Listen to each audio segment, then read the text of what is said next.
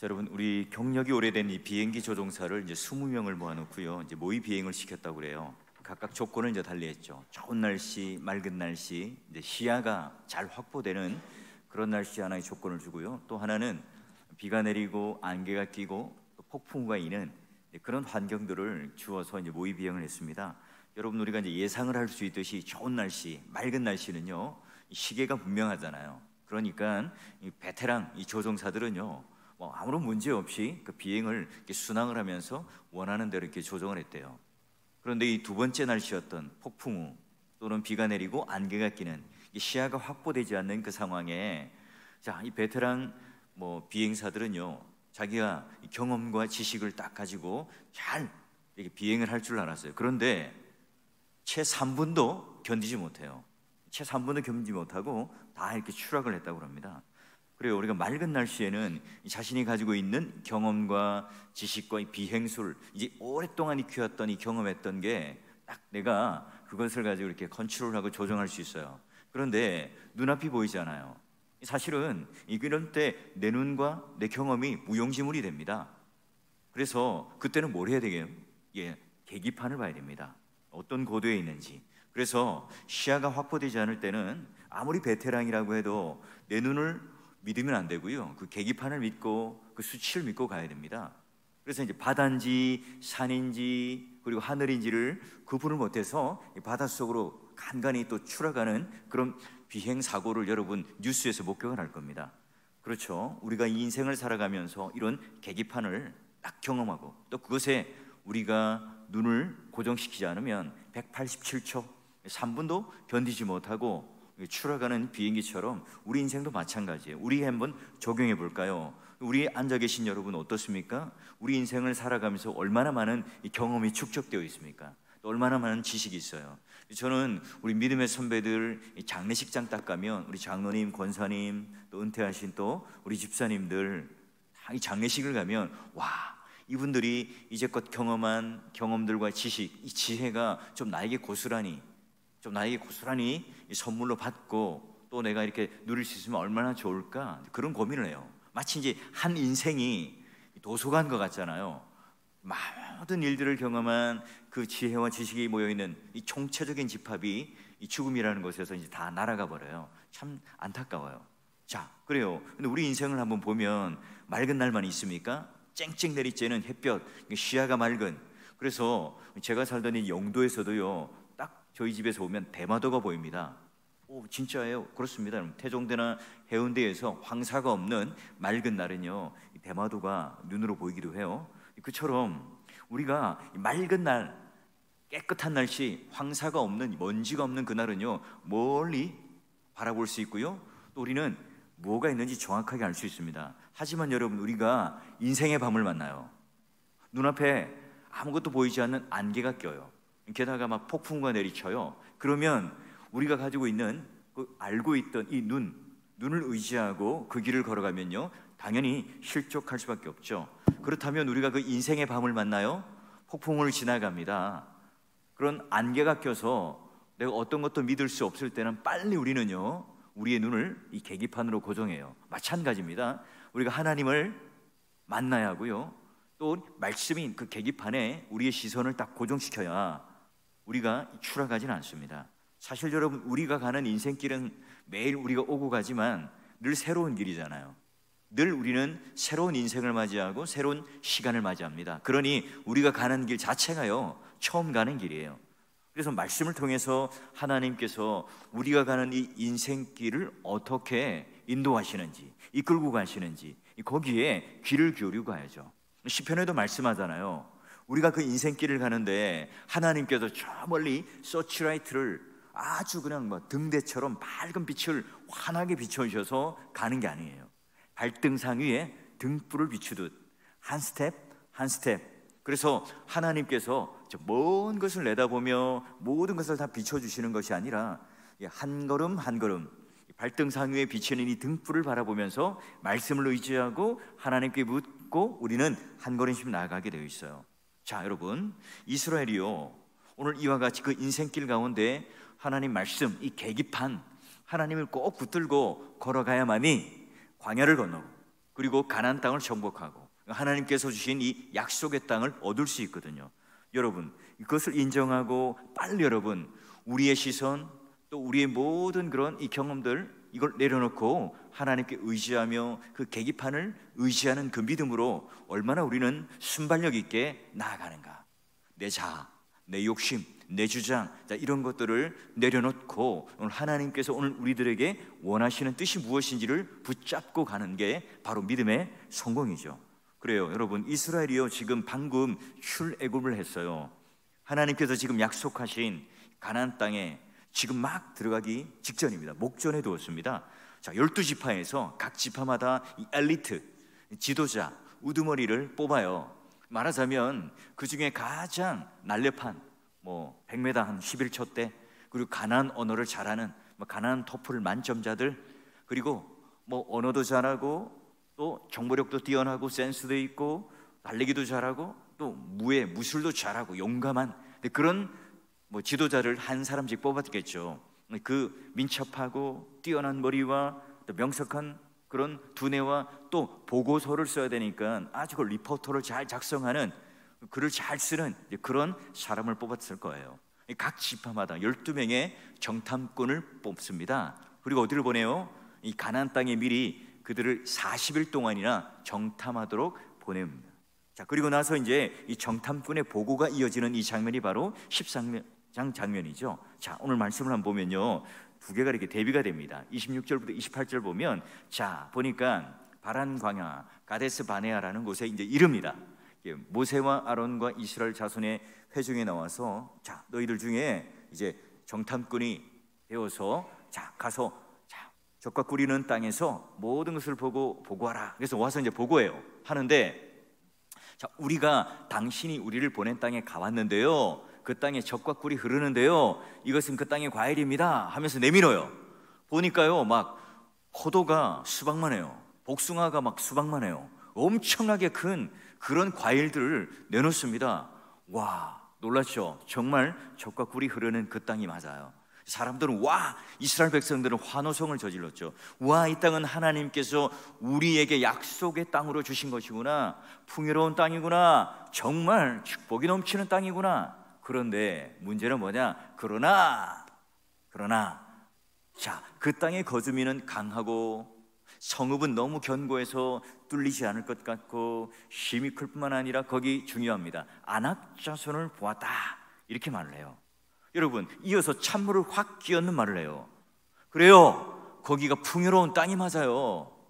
약속의 땅이 맞습니다. 적과 꿀이 흐르는 땅이 맞고요, 하나님께서 말씀하신 것처럼 너무너무 풍족스럽고 만족스러운 그런 땅이 맞아요. 그런데요, 불행하게도 그 땅은요, 먹음직하고 보암직하지만 그냥 그림의 떡이에요. 그 땅은 우리가 점령할 수 없어요. 그 땅은요, 너무 성벽이 튼튼합니다. 너무 성벽이 커요. 게다가 거기는요, 우리보다 훨씬 큰 그 거인들, 아낙 자손들이 있던 것을 보았어요. 여러분, 우리가 좀 정탐꾼의 입장에서 한번 상상해 보도록 하죠. 보고를 받고 있는 여호수아, 그리고 정탐꾼들이 있고요, 그 뒤로 이제 백성들이 쫙 있겠죠. 자, 한 손에는 이 풍요로운 과일들이 있습니다 라고, 하나님이 주신 선물입니다, 하나님의 약속의 땅에서 나온 소산물입니다 하면서 각종 과일들을 가지고 그들 앞에 내놓습니다. 또 한편으로는 뭐예요? 눈에 보이진 않지만 이스라엘 백성들은 아직 보지 못했죠. 정탐꾼들만 본 거예요. 그래서 와, 우리가 감당하기 힘든 이 거인들이 거기는 있습니다 라는 보고를 듣습니다. 자, 여러분, 뭘 선택할까요? 거인이냐? 아니면 풍요로운 땅의 그 선물과 약속된 그런 결과물들이냐? 여러분, 오늘 우리가 이런 거인들을 만났을 때 우리는 뭘 선택하죠? 여러분, 이스라엘의 지금 이 고질병이 과연 뭘까요? 이스라엘이 출애굽하기 전에 그들은 자유인이 아니었죠. 바로의 노예였습니다. 애굽의 짐짝이었어요. 그러니 그 한 430년 동안 자기 비하, 비교 의식, 노예 의식으로 꽁꽁 묶여 있었던 사람들이에요. 몸은 해방되었죠.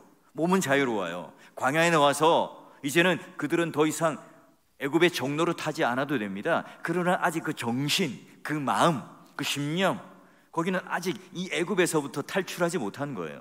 지금 이들은 광야에 있죠. 그러나 아직 이 노예의식이라고 하는 것이 뿌리 깊게 자리 잡고 있습니다. 그래서 방금 전까지 노예 생활한 것을 버리지 못해요. 그러니 그들의 내면 속에 그런 두려움, 이 아낙 자손들, 거인들을 딱 보자 스스로 막 움츠러듭니다. 지금요, 이 보고는요, 순전히 이스라엘 백성들 중에 그 엘리트였던 이 정탐꾼들이 보고를 하고 있습니다. 이 아낙 자손, 가나안 사람들이 지금 그들에게 정보를 심어준 게 아니에요. 누가요? 지금 정탐했던 그 사람들이 와서 그들이 지금 나름대로 객관적이라고 말하지만 그 보고를 하고 있는 거예요. 그래, 젖과 꿀이 흐르는 땅은 맞지만, 그러나 아깝지만 다시 애굽으로 돌아가자. 우리가 거인을 어떻게 상대해? 우리가 어떻게 그들과 맞서 승리할 수 있어? 저 성을 어떻게 무너뜨릴 수 있단 말이야? 저 철옹성, 한 번도 무너뜨린 적이 없는 여리고라는 성이 있는데 그걸 어떻게 우리가 무너뜨리고 가나안 안으로 진입할 수 있는 거야? 안 돼. 어떡하지? 어떡하지? 빨리 돌아가자. 무서워, 두려워. 막 서로가요, 이 거인들이 우리를 바라보며 마치 이야기하듯, 야, 너희들은 우리보다 몸집도 작고 전쟁도 한 번도 제대로 해본 적도 없고 군사도 없고 무기도 없지? 너희들은 나와 상대가 안 돼. 그런 말을 한 적은 없는데 마치 그 아낙 자손들이, 가나안 사람들이 귓전한테 두고 이스라엘 백성들에게 말하는 것 같아요. 그러니 그들은 뭐라고 말합니까? 그들에 비하면 우리는 메뚜기예요. 그들의 밥이 될 것 같아요 라고 말하죠. 10명의 정탐꾼은 분명히 자신들은 메뚜기라고 생각하고 그렇게 말합니다. 10명의 정탐꾼들은 이 자신을 스스로 부정하죠. 비하시켜요. 10명의 정탐꾼은요, 열등감에 사로잡혀 있죠. 여러분, 열등감은 누구에게나 있어요. 그런데요, 지금 없는 사람은 없지만 그게 지금 너무 심한 경우 지금 문제가 되죠. 자, 그 한순간에 사람을 막 초라하게 만들어 버려요. 사실 우리는 다 있습니다. 여러분, 서울대에 갔다고, 좋은 대학에 갔다고 열등감이 없는 게 아니에요. 그 안에서도 또 순위가 나눠지고 공부 잘하는 친구와 못하는 친구가 또 나눠져요. 이게 끝인가 싶지만 그렇지 않습니다. 우리 인생은 언제나 순위가 매겨지고 비교가 되는 게 인생이잖아요. 그런데 지금 이 스위스의 그 그 학자인 폴 트루니에가 말한 것처럼요, 강자와 약자라는 이 책에 강자는 항상 불안하고요, 약자는 항상 절망한다. 이게 사실 우리 인간의 어떤 본연의 감정인 거예요. 자, 왜 그래요? 하나님을 바라보지 않고, 변하지 않는 그 하나님을 바라보지 않고 자꾸 변하는, 자꾸 흔들리는 인간, 나 자신을 바라볼 때 당연히 그렇게 될 수밖에 없죠. 이게 바로 우리가 우리 스스로를 바라볼 때 두드러지게 나타나는 증상입니다. 왜곡된 관점을 가져요.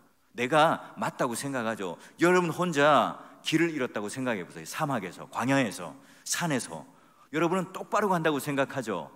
그런데 다 실험을 해보니까 그냥 그 자리에 뺑뺑 도는 거예요. 내가 가지고 있는 이미 감각과 균형과 시선과 생각들이 옳다고 생각하고 내가 바로 걷는 것 같지만 그렇지 않다니까요. 그래서 여러분, 나침판이 필요하고 지도가 필요합니다. 자, 그런데 이런 부정적인 이야기를 했을 때 10명의 정탐꾼만 그 이야기를 끝낸 거냐? 아니에요. 이게 지금 마치 빛의 속도로, 급속도로 번져나가기 시작합니다. 이스라엘 백성들이 어떻게 하죠? 아니야, 우리는 여호수아 갈렙의 말을 듣고 우리는 하나님의 약속을 믿고 가나안 땅에 나아갈 거야. 왜냐하면 이 땅은 하나님께서 우리에게 약속의 땅으로 주셨으니까 그 말씀을 믿고 나아갈 거야. 그렇게 여러분 반문하나요? 아닙니다. 10명의 정탐꾼의 말이요, 진리처럼 들려요. 그래서 밤새 이스라엘 백성들은 기도하는 게 아니라 통곡하며 울어요. 아이고, 큰일 났다. 우리는 죽었다. 한술 더 떠죠. 오바를 합니다. 그리고 모세를 죽이기까지 하려고 그래요. 여러분, 지도자였던 모세를 죽이고 또 그게 원망한다는 것은 곧 누구를 원망하고 지금 해하려고 하는 거죠? 하나님인 거예요.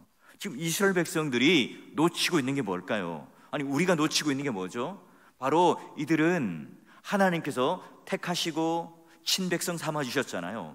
그 애굽에 노예로 있을 때 너희들은 내 백성이야, 너희들은 내 군대야, 하나님께서 불러주셨다니까요. 그러니 그 하나님은 우리가 부르짖을 때 역사하시는 하나님, 우리와 함께 하시는 그 하나님, 그 10가지 재앙을 통해서, 홍해를 건너는 사건을 통해서, 광야 가운데 수많은 기적을 통해서 그 하나님을 경험했죠. 그런데 정작 이 거인 앞에 딱 서니까요, 하나님이 보이지 않아요. 하나님을 잊어버려요. 그 비교의식, 자기 스스로의 그 노예의식, 자기를 스스로 비하하는 그 비하의식, 이게 꽉 사로잡혀서 이 거인 뒤에 하나님은 감춰진 것처럼 거인만 보여요. 안악자서만 보입니다. 결국 뭡니까? 우리 스스로가 그렇게 스스로를 비하한다는 것은 뭐예요? 이 거인 때문에 하나님을 보지 못해요. 하나님을 비하하는 거죠. 하나님이 지금 거인보다고 작다고 여기기 때문에 오늘 우리의 믿음이 작동하지 않아요. 자, 우리가 메뚜기면 하나님은 어떤 분이세요? 뭐 메뚜기 대장인가요? 무슨 여왕 메뚜기인가요? 왕 메뚜기인가요? 사람들이 하는 말로 여러분, 오늘 우리는 어떻게 해요? 불행해서는 안 돼요. 사람들이 말하는 것보다 더 중요한 것, 우리는 하나님을 향한 이 관점과 시선을 잃어버리지 않아야 돼요. 거인이 있을 수 있죠. 우리 앞에는 언제나 거대한 황제 동상이 압도하는 그런 세속의 도시 앞에 우리는 놓여 있을 수가 있어요. 하지만 여러분, 우리는 어때요? 내가 누구인지를, 또한 하나님이 어떤 분이신지를 정확하게 안다면 우리는 그 길을 헤매지 않아요. 그러니 우리는 그 인생에 거인을 만날 수 있습니다. 문제를 만날 수 있어요. 넘지 못할 그런 벽 앞에 우리가 서게 될 수도 있고요, 얼음 빈벽 앞에 설 수도 있고, 넘지 못하는 그런 장애물 구덩이 앞에 우리가 있을 수 있습니다. 풀지 못하는 얽혀버린 이 실타래 속에 우리가 고민하고 염려할 수 있죠. 이럴 때 우리는 어떻게 해야 되죠? 거인을 만날 때 우리는 어떻게 하죠? 우리 10명의 정탐꾼처럼 분석하고 정확하게 우리는 상식적으로 이해해서 안 돼, 자포자기 하나요? 그냥 우리는 게으름과 나태함 속에 스스로를 포기하는 게 우리가 믿음의 길로 가는 게 맞습니까? 그게 정말 우리는 안전지대 속에 있다고 생각하는 게 맞습니까? 그렇지 않죠. 여러분, 이스라엘 백성들이 그 거인을 만났을 때, 안악자손을 봤을 때 어떻게 해야 됩니까? 먼저 이 자신의 정체성을 깨달아야 돼요. 첫 번째, 우리가 거인을 만난다, 자신의 정체성을 확인해야 합니다. 자, 이미 여러분, 출애굽하기 전에, 출애굽기에 그 시내산에서 하나님께서 율법을 수여하기 전에 그들을 언약 자손으로 부를 때 뭐라고 말합니까? 모든 민족 중에서 내 소유가 되게 하겠고, 세큘라, 이 소유라는 말은요, 물건이 아니라 이 왕궁 안에 그 보석 창고 안에 그 중에 제일 값비싼 보석, 바로 제일 소중하고 귀중하고 값나간 존재라는 게 바로 내 소유라고 하는 단어입니다. 그리고 여러분, 내 눈에 보배롭고 존귀하다, 그래서 내가 너를 사랑하고 그 모든 이 백성들을 향하여 내 생명을 대신하리라, 여기까지 여러분 말씀하시는 존재가 바로 이스라엘 백성들이었어요. 자, 그러니 우리는 어디서요? 거인 안에서, 거인 앞에서 거인을 바라보면서 나를 확인하면 안 돼요. 당연히 여러분 초라해 보이죠. 그런데 우리는 어디에요? 하나님 안에서 자신이 누구인가를 확인해야 합니다. 바로 지금 나는 하나님의 택한 백성이고 이미 하나님께서 나를 내 백성, 내 군대에 삼아주셨다. 여러분, 이런 선언이 나에게 있죠. 우리는 예수 그리스도 안에서 새로운 신분이 주어졌어요. 우리는 예수 그리스도 안에서 새로운 피조물이죠. 우리는 예수 그리스도 안에서 더 이상 죄의 종로로 타는 자가 아니에요. 바로 예수 그리스도 아래 그분의 노예가 된 그리스도인이 되었죠. 그러니 왕같은 제사장이요, 또 이 세상의 상속자요, 그리고 하나님의 소유된 백성이라고, 우리는 더 이상 높이 올라갈 그런 자리가 없는 그런 놀라운 신분을 가진 자들이에요. 그래요. 오늘 하나님께서 우리를 그렇게 바라보신다고. 세상 사람들은 나를 계급으로 여겨서 돈이 얼마 있는지, 얼마나 많이 배웠는지, 또 얼마나 좋은 차를 타고 다니는지, 얼마나 비싼 집에 살고 있는지, 이걸 가지고 우리는 평가할 수 있겠죠. 그 수능 등급이 몇 등급이고 몇 등이냐라고 하는 것으로 줄을 세워서 비교할 수 있겠죠. 그런데 우리 하나님은 그렇게 보지 않는다고요. 어떻게 해요? 우리를 똑같이 하나님의 자녀로 바라보시고 보물로 바라보시고 하나님께서 귀한 존재로 우리를 바라보신다고요. 그러니 거인 앞에 설 때, 내 인생의 그런 우리 모든 것들이 좌절되는 인생 앞에 설 때 나 스스로를 어떻게 평가하라고요? 하나님이 보시는 그 관점으로 나를 평가하고 나를 바라봐야 해요. 그래요. 하나님은 우리의 외모, 소유, 학력 등을 따지지 않습니다. 물론 우리는 질그릇이죠. 우리는 깨어지기 쉽습니다. 연약해요. 말 한마디에 여러분 상처받고, 말 한마디에 우리는 쓰러지기도 하고, 말 한마디에 우리는 시험을 받기도 하죠. 그럼에도 불구하고 이 질그릇 안에 뭐가 담겨 있어요? 예수 그리스도가 담겨 있죠.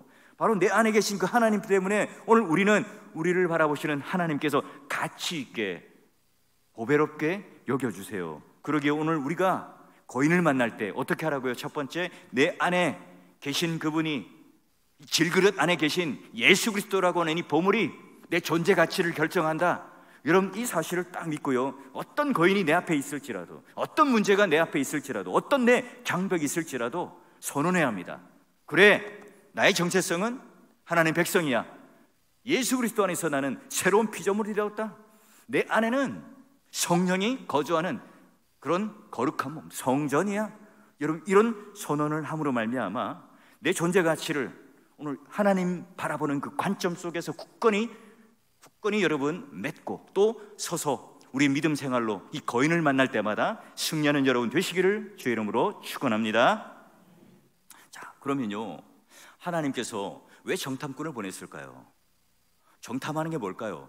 뭐 군사가 몇 명이고 탱크가 몇 개고 미사일은 어떻게 운영이 되고 뭐 경비병은 어떻게 서서 우리가 어떻게 전략적으로 전법을 가지고 그렇게 우리가 전쟁을 할까? 그런 정탐을 하기 위해서인가요? 그런 뭐 군사적인 어떤 리포터를 위해서일까요? 근데 여러분, 우리가 여호수아서를 쭉 보게 되면 어때요? 그런 전쟁을 하지 않잖아요. 하나님께서 일일이 다 이 전쟁의 매뉴얼, 전법을 다 가르쳐 주세요.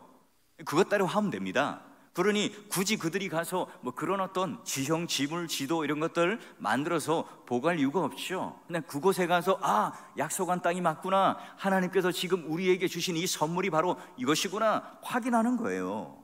근데 이걸 무슨 철저하게 보고하는 것으로 착각하는 거예요. 하나님, 우리가 이 땅에 들어갈 수 있을 것 같아요? 하나님, 우리의 능력으로는 이 땅에 들어갈 수 없을 것 같은데요? 이걸 지금 본인들이 판단하고 본인들이 결정하라는 게 아니에요. 그렇지 않죠. 하나님께서 지금 정탐꾼을 뽑을 때 뭐라고 해요? 정탐하고 보고만 하라는 거예요. 결정은 누가 하는 겁니까? 하나님이 하시는 거죠. 우리의 의견이 중요한 게 아니에요. 우리 주장이 지금 관철되지 않으면 그걸 가지고 지금 오늘 우리가 화내고 분내할 일이 아니라니까요. 하나님께서는 지금 이 정탐꾼을 보낸 이유가 그냥 가서 오늘 약속의 땅을 보고 하나님께서 베푸신 그런 놀라운 은혜가 무엇인지를 확인하라. 하나님의 약속이 이렇다는 것을 보고 너희들은 그걸 확인하고 돌아오라. 그 의미잖아요. 근데 여러분, 이 말씀 가운데 2절에 미리 주시기로 약속한 땅입니다. 작정하셨죠. 하나님께서 정탐꾼을 보내신 것, 젖과 꿀이 흐르는 그 땅 보고 오는 거예요. 그런데 그들은 뭘 보고 와요? 풍요로움도 봤죠. 물론 와, 과일 크네, 저 하나만 먹어도 배부르겠어, 얼마나 저거 맛있을까. 그런데요, 아낙 자손을 함께 본 거예요. 아니죠. 아낙 자손이 더 커 보였고 전쟁의 공포, 이 두려움 속에 그들은 사로잡혀 버립니다. 여러분, 우리가 우리 인생 가운데 아낙 자손을 만날 때 내 눈에 그런 문제가 들어오고 어려운 그런 환경 속에 내가 빠져 있고 긴 태양난의 그런 위기 속에 있을 때 우리는 어떻게 해야 할까요? 여러분, 하나님께서 이미 가나안 땅을 주셨다는 걸 우리는 알죠. 그런데 여러분, 우리가 깨닫지 못하는 게 뭘까요? 그들이 지금 누구에게 속했고 그 적들은 누구의 손에 붙이는가 알잖아요. 여러분 한번 저를 따라 해볼까요? 믿음은 맡기는 겁니다. 그래요. 다시 한번 해볼까요? 믿음은 맡기는 겁니다. 예전에는 목욕탕에 가면 그런 문구가 있잖아요. 귀중한 이 물품은 맡기지 않으면 책임지지 않습니다. 우리의 신앙이 혼동하는 게 뭘까요? 하나님께 맡겨야 될 일과 내가 해야 할 일들을 막 섞는 거예요. 섞는 거죠. 거인을 만나면 어떻게 해요? 당연히 못 이기죠. 아낙 자손은 어떻게 이겨요? 번번이 그들은 지금 강력한 철기 문화를 가지고 있습니다. 그들은 뭐 지금 노예였던 이들은 뭐 변변한 무기가 있습니까? 뭐 지게박 작대기 하나, 뭐 나무 막대기 하나 정도 있겠죠. 그걸 가지고 어떻게 이깁니까? 자, 그런 압도적인 군사력을 가지고 있어요. 게다가 여러분, 장대한 거인들입니다. 어떻게 이기겠어요? 그러니 어떻게 됩니까? 포기하는 게 아니라 하나님께 맡겨야죠. 지금 바로 하나님께서 그래서 정탐을 하라는 거고 하나님 땅을 보고 오라는 거예요. 거인을 보고 낙담하라는 게 아니라, 자, 이제 모든 것들을 하나님께 맡기고 하나님께 의탁하고, 자, 이제 약속을 신뢰하고 이제 이 땅을 들어가는 거다. 지금 이렇게 하나님께서는 약속을 성취하고 걸기 위해서 지금 하신 거잖아요. 자, 그러면 반대되는 우리 믿음의 거인 그리고 믿음의 거장이었던 두 인물들을 한번 만나볼까 하는데요. 자, 7절 9절을 보면 이렇게 되어 있어요. 보니까요, 우리가 두루 다니며 정탐한 땅은 심히 아름다운 땅이고요, 여호와께서 우리를 기뻐하시면 우리를 그 땅으로 인도하여 들이실 거고요, 여호와를 거역하지 맙시다. 또 그 땅을 백성을 두려워하지 맙시다. 그들은 우리의 먹이라. 오히려 그들은 내 밥이라 내 빵이라 말하고요, 오늘 그들의 보호자는 그들에게 떠났고 오히려 여호와께서 우리와 함께 하시고요, 그들을 두려워하지 맙시다. 이렇게 지금 보고합니다. 자, 우리가 이 거인들을 대항하려다가 우리가 풍성히 누려야 할 것들을 잃어버린 10명의 정탐꾼과는 반대로 바로 오히려 하나님께 모든 것들이 다 맡겨졌으니 두려워하지 맙시다. 여호와 하나님께서 함께 하십니다. 그들을 오늘 우리 손에 맡기셨습니다 라고 이야기합니다. 여러분, 이게 갈렙과 여호수아와 10명의 정탐꾼과의 이 차이점이죠. 여러분, 우리는 어떻습니까? 우리 또한 감당할 것과 감당하지 못할 것, 이런 구분에서로 하나님께 마치 우리 여호수아 갈렙처럼 하나님께 온전히 맡기고 있습니까? 아니면 10명의 정탐꾼과 함께 이 백성들이 밤새 통곡하며 우는 것처럼 우리는 울고 있습니까? 신방하면서 이런 얘기를 들었습니다. 우리 남편이 어떻고요, 신앙적으로 불만스럽고요, 생활도 불만스럽고, 우리 자녀들이 또 그런 말도 안 듣고 또 여러 가지 문제가 있습니다. 여러 가지 여러분 이야기들을 들을 때가 많습니다. 답답한 기도 제목을 들을 때가 많죠. 그게 다 여러분 오늘 우리에게 있는 거인들 아니에요? 안악 자손들이죠. 여러분, 감당할 수 없을 때 어떻게 하라고요? 빨리 여러분 우리 인생의 운전대에서 내려오면 돼요. 하나님께 맡기면 되죠. 그 모든 것들을 감당할 수 있는, 또 그것을 주시겠다고 하는 하나님께 모든 것들을 맡기는 거예요. 여러분, 우리는 하나님께 뭘 맡겨야 하죠? 구약 성경을 보면 대표적인 4가지가 있습니다. 한번 보죠. 첫 번째는 여러분, 내 길을 여호와께 맡겨야 합니다. 그렇죠. 우리는 우리 인생길은 늘 처음 가는 길입니다. 그러니 바로 여호와께 오늘 우리 길이 어떻게 되는지 매일매일 말씀의 등불로 맡겨야 됩니다. 두 번째, 우리가 가지고 있는 짐을 여호와께 맡겨야 합니다. 우리는 인생에 짐이 없는 사람이 없어요. 누구나 다 작거나 크거나 차이일 뿐이죠. 세 번째, 오늘 우리가 하는 모든 일들, 이런저런 업적 일들, 여러분 나에게 맡겨진 그런 직장이나 사회에서나 이런 여러 가지 직무들, 여러분 이런 모든 일들을 어떻게 해요? 여호와께 맡길 수 있어야 됩니다. 여러분, 얼마나 여러분 세상에서 어떻게 하면 진급할까, 어떻게 하면 성공할까, 어떻게 하면 그런 내가 부자가 되어서 이렇게 성공할 수 있을까 고민할 때 여러분 어때요? 그 고민대로 되지 않잖아요. 네 번째, 여러분 우리가 중요한 게 있죠. 내 원수를 하나님의 진노하심에 맡겨라. 자꾸 내가 복수를 하고 내가 갚으려고 하니까 이미 이 사람을 향해 미움을 가지고 있으면 내가 심판을 받고 있는 거예요. 내가 그 사람에 대해서 껄끄럽고 미움을 가지고 있으면 이미 내 마음은요 천국이 아니거든요. 이미 심판을 받고 있는 거라니까요. 그러니 여러분, 그 모든 그 진노하심을 누구에게요? 그 원수를 하나님께 맡기는 거예요. 내가 책임져 줄 테니까 나에게 맡겨라. 왜 맡기라고 할까요? 왜 하나님께서는 지금 짐과 여러 가지 원수와 행사와 일들을 맡기라고 할까요? 그래요. 우리가 감당하지 못하니까 맡기라고 하는 거죠. 여러분, 거인 앞에 나타났을 때 우리가 좌절하거나 넘어지는 것이 아니라 하나님께 뭐예요? 의지하는 이유가 뭐죠? 우리가 감당 못하니까 하나님을, 약속을 믿고 신뢰하고 약속의 땅에 가라는 거죠. 어떻게 여러분 우리는 위임할 수 있을까요? 어떻게 이 모든 것들을 거인을 만났을 때 맡길 수 있을까요? 종교개혁 역사 마틴 루터가 했던 말이 있습니다. 내가 매일 아침 2시간 기도하지 못하면 그날은 내가 마귀에게 빼앗길 것이다. 마태복음 9장에도 여러분 예수님께서 귀신 들린 이 아이를 고쳐준 다음에 뭐라고 말씀하세요? 기도 외에는 이런 유가 나갈 수 없다. 기도 외에는 이런 일이 일어날 수 없다. 뭡니까? 기도한다는 것, 여러 가지 중에 중요한 것, 모든 일들 중에 하나의 또 중요한 것, 그렇게 말하지 않고 오직 유일한 거다, 오직 하나다, 기도가 유일한 거라. 참말이죠. 여러분, 우리가 인생에 고인을 만날 때 할 수 있는 게 없잖아요. 우리가 무슨 창을 들고 덤벼요, 쇠꼬챙이를 들고 좀 덤비겠습니까? 우리가 그 거인을 감당할 수 없기 때문에 바로 하나님을 일하시도록 우리가 요청하죠. 부르짖는 거예요. 성경에는 얼마나 많은 거인들이 나옵니까? 네피림도 나오죠. 바사나온 옥, 르바임, 오늘 여기 보는 그런 아낙 자손들, 뭐 골리앗, 기타 등등 여러분, 또 나중에 가면 이 아수르나 막 바벨론이라는 그 존재 자체가 여러분 거인들 아닙니까? 로마. 그래요. 근데 여러분 이 성경에 나타나는 이 거인족들은 어떻게 우리에게 보여줘? 모든 것 다 하나님 백성들에게 정복당하는 거인들이라는 주제로 계속해서 이어져 와요. 그래요. 우리가 그런 장애물을 만날 때 우리가 하나님을 의지하고 하나님께 모든 것을 맡겨요. 그래서 내 정체성이 누구인지, 그리고 하나님께 모든 것을 맡겼을 때 어떤 일이 일어나는가?